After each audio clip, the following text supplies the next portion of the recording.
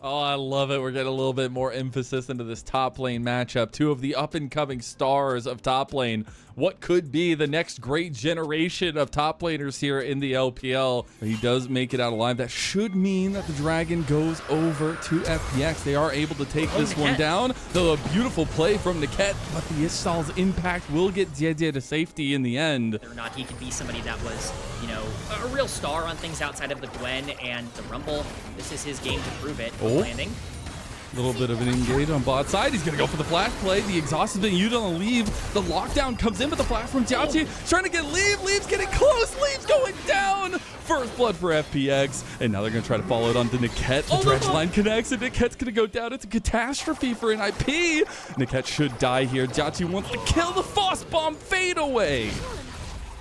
That's all gone. Grubs are started from NIP, but teleport coming in.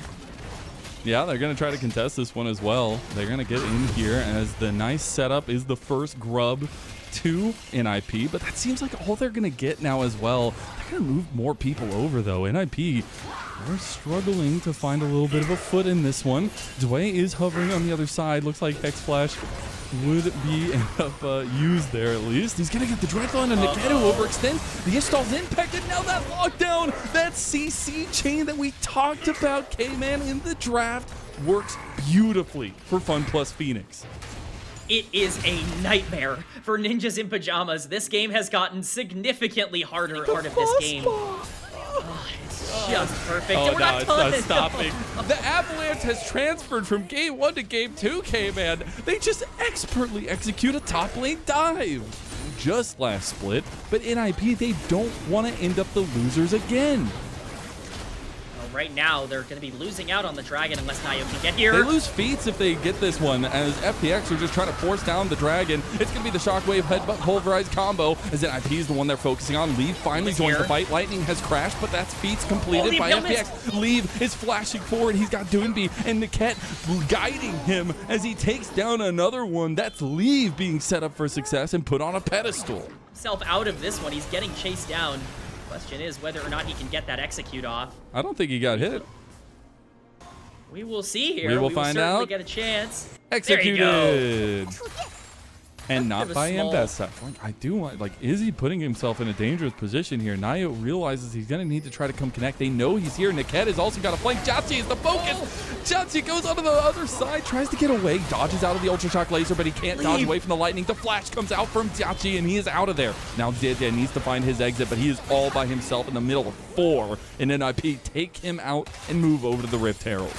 In the game, picking up her second kill. This is massive for NIP. They grab the Rift Herald. That should get them some standing gold on the map, and the gold lead has been equalized, and it could even be in NIP's favor. And that Spellbook Ghost pop by Dway as FPX are going to take an outer turret right before the objective. Yeah, this is really big for FPX. Not only is it, you know, free standing gold, but forces this Rift Herald to be used in the bot lane, and they will be able to grab this turret relatively easily, but the pressure should very much be on NIP right now. FPX is going to have to try and collapse. Nayo going to be starting up on the Dragon now. Okay, they're going to go ahead and try to get this one down. They will be contested. We've seen so many 50-50s so far today, and FPX are going to need to man-mark this side fight. They're going to TP themselves. The engage is already coming out from FPX. He catches the clone. Jie doesn't get anything there. He misses everything. But now Sheer needs to have the big impact on the Croc. It's going to be Jie trying to turn around over on the lead. They realize he's by himself. Care goes for the seismic. He's going to get flashed out. Now in the middle of the pit, it's going to be on the Care. Solo kill gets exhausted. 3-man from Niket as he finds it. NIP, they've woken up, and they are a beast with fangs as they find 4 of FPX. Not only does it stop the stacking for FPX, but look at where those kills are going. Orianna and Zeri are online, and now we are looking at a game state that doesn't just favor NIP. They should be able to control. This is a really, really good spot for NIP as long as you can play around your objectives. Care might be in danger here. Unbreakable going to be Pop Care. He gets hit, though, so he has to back out. Now he's in trouble. He doesn't have anything to get away. He's going to have a little bit of speed. He's overextended now. Jie coming over. He doesn't really have a target to go for. Niket's getting just killed by Solo Bolo of Care. And now, NIP, they're getting completely caught with their pants down. 2 down. And now, that's the depth charge. Into the dredge line, into the Wombo combo, and an alley-oop from FPX puts them right back in the game. it just kind of goes away there. Those are more kills going over to Jhachi. We talked about this Corki being scary. They still do have a dragon advantage. Buy time for Corki. That is the plan. As long as this Renekton can really be an impact on the back end. Oh, Niket going for the preemptive engage onto Dway, but Dway goes straight in on the solo kill. He is just getting completely taken out. Niket makes it out with the flash. He is still alive. It's a 5v4 now with the TP coming in from Sheer. He isn't the Gwen, but he is a big croc. That is going to be Niket backing off. I do want, yeah, he's just switched to it. He does have the TP, so he can come right back out. Oh, it's a 5v5 once again here, Mazel. Dragon has spawned. They're going for it. JJ says, let's go 50-50 me right now. Let's see who gets it. Who's better, the world champion or the rising star of NIP? He's in the pit. He's going for it. The dragon is the focus for NIP, but it's the impale. It's the play from JJ, and it's the team fight. Leave looking to carve down the back line. He can't get him. It's going to be solo kill getting the kill in the end, and Leave gets wall banged, and that's going to mean FPX find another fight. A triple kill for Jhachi. They lose the dragon, but they claim the fight, and they claim the Otacon. Massive win there. That could be the game-determining fight, Mazel, for FPX that they just crushed. I'm excited to get that replay because I think there's a lot to talk about. What a greedy setup for FPX that they're able to get away with, but it completely turns the game back into their favor. This is now a 6-kill Corki, and I want to give a huge shout-out to Sheer. Stop this, man. Like, I love to see some of the lapping that we have for kind of some of those relationships as Niket actually tries to find Jhachi there, some of that relationship coming to the fold. Impale goes wide again, but Nayo loses all of his health, so he can't be that ball delivery. As Dway goes for the flash play with the dredge line. He's your depth charge rather. Oh, that good shove. Care takes him down. What a pick. That's massive. That's a complete fight-altering play coming in from FPX. It's Nayo once again getting caught. That soul point going over to FPX. Not quite soul just yet, but that's their first Infernal Dragon, and more importantly, it puts them in a position to really set up around this Baron now. You know, I hate to point to my own take. The reason I felt FPX was in a good spot is their mechanics, but here they go to show it. The impale!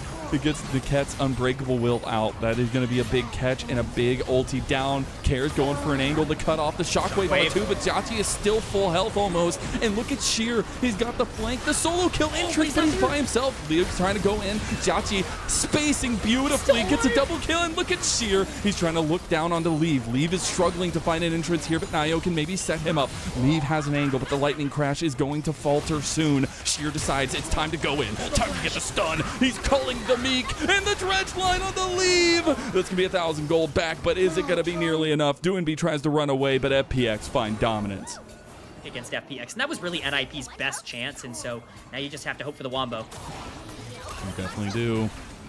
FPX trying to figure out how they want to take this next step. They're all 5 in the mid lane. A little bit of name ram action, but they're going on to Zedya. He is so damn tanky. I don't think that's the one you want to go for, but they have enough damage now. They don't have front to back. And Leave, look at him. He is pumping. In NIP, they might have found the fight. Sheer finds the back line, though. Jhachi is conking everybody. And there you go. You got solo kill finding a little bit of an engage there. Doinby going to try to get the chase down, but Care gets out with a Weaver's Wall. And a little bit of Kunk on Earth here in this one as NIP finds something. A classic Zeri moment from Leave taking over in that fight. Yeah, I mean, they're bursting this down. This is completely gone. Care is going to be watching as this gets taken. There's no smite, though. Oh, there is no smite. Way. Care?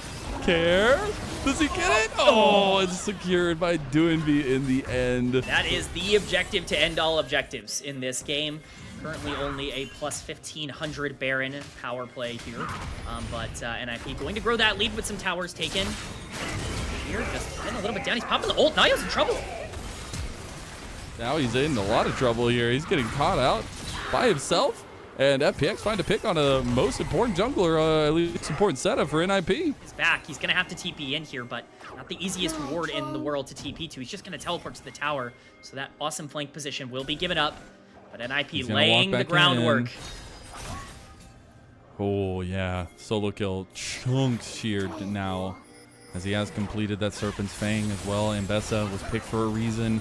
Always an important factor. JJ gets engaged on again. JJ is going to go down before even getting to do anything here. He's trying to get an impale off here potentially. There's the solo kill entrance into the backline. Trying to get this backline down. Solo kill's going to flash away. Double shockwave coming in for Goat. Even as Red Line connects on the leave. They need to try to get leave. Leaves the focus. Jousty found him, but he's got solo kill on his back. Solo kill's going to run down the entirety of FPX. Care's the only one left. They're going to get the at least set up for Sheer. He gets the stun. It's not enough with the seismic shove. Oh my god, solo kill runs these fights all day long.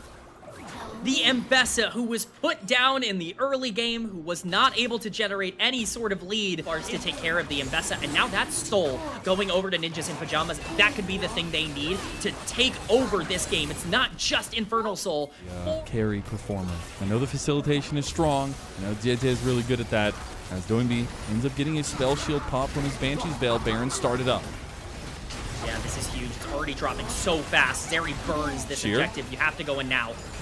Sheer trying to find an angle on the other side, but they're taking way too long. JJ is going to get shockwave. The Baron goes over, and JJ is already gone.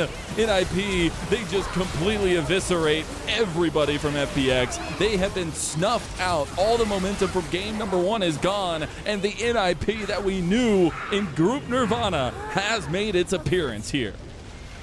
Yeah, Care going to Weaver's Wall his way out of there, but it is in vain. Leave very much in the area, will be able to get himself out with the teleport back to his own base, but it is certainly, like I said earlier, a consolation prize at best. Ninjas in Pyjamas utilizing that soul, dominating the fight, grabbing Baron, and pushing for game.